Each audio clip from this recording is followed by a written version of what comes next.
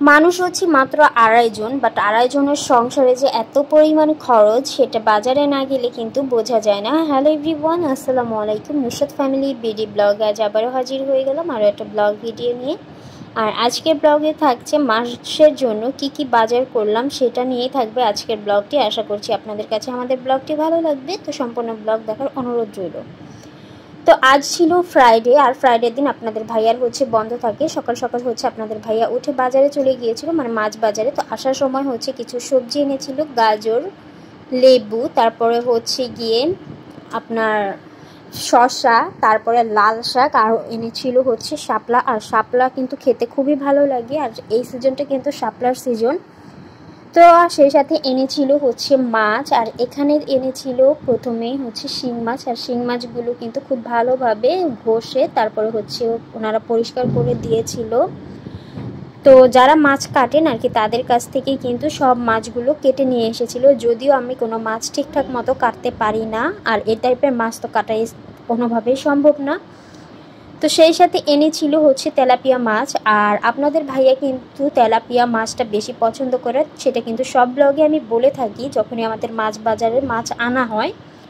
তো এটা কিন্তু চাষের মাছ না, এটা হচ্ছে দেশি তেলাপিয়া মাছ। আর সেই সাথে এনেছিল পাবদা মাছ, আর হচ্ছে গিয়ে পোয়া মাছ, আর এনেছিল চিংড়ি মাছ। তবে এবারের পরিমাণে চিংড়ি মাছ যে এত পরিমাণে দাম সেটা বাজারে না গেলে কিন্তু বোঝা যায় না। সবসময় চিংড়ি মাছ আগে আনতাম 600 থেকে 650 টাকা কেজি, বাট এবার যখন বাজারে গিয়েছি তখন দেখি 800, 1000, 1200 টাকা এরকমভাবে দাম চাইছে।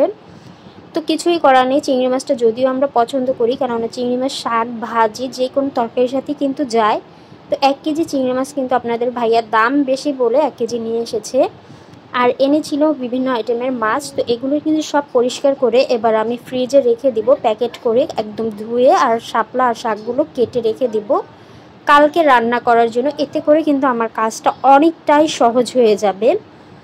সব কিছু শেষ করে হচ্ছে গিয়ে বিকেলে গিয়েছিলাম বাজারে, মানে শুকনো কিছু বাজার প্রয়োজন ছিল, যার কারণে হচ্ছে বাজারে চলে গিয়েছিলাম। আর এটা কিন্তু হচ্ছে আমাদের এলাকায় একটা নতুন বাজার হয়েছে, মিনা বাজার।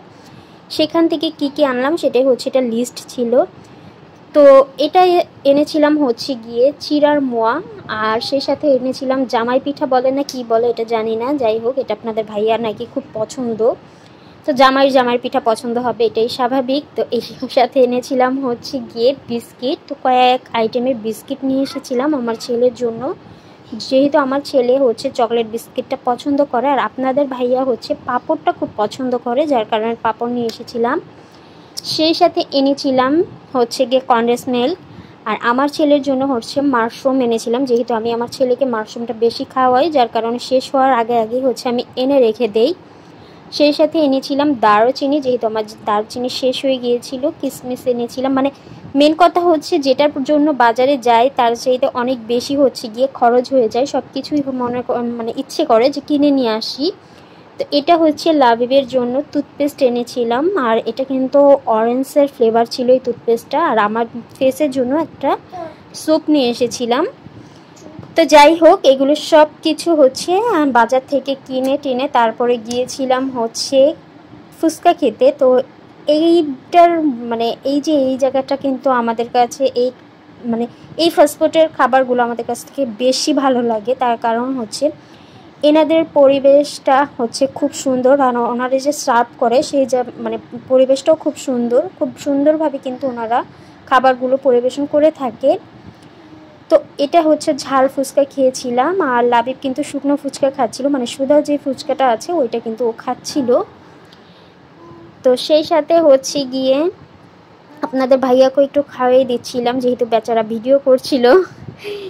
তো এদিকে কিন্তু লাবিব ফুচকা খাচ্ছিল, দেখতেই পাচ্ছেন। তো ফুচকা টুচকা খাওয়া দাওয়ার পর হচ্ছে আমরা যখন আসছিলাম তখন পুষ্টি থেকে নিয়ে এসেছিলাম সাদা মিষ্টি লাবিবের জন্য, সেই সাথে হচ্ছে গিয়ে গুড়ের ছানা, আর এনেছিলাম হচ্ছে গিয়ে আপনার রসমালাই, আর সেই সাথে এনেছিলাম হচ্ছে কাঁচাগোল্লা। তো এগুলো সন্ধ্যার খাবার হিসাবে রেখে দিলাম। তো আজকের মতো এই পর্যন্তই, আল্লাহ হাফেজ।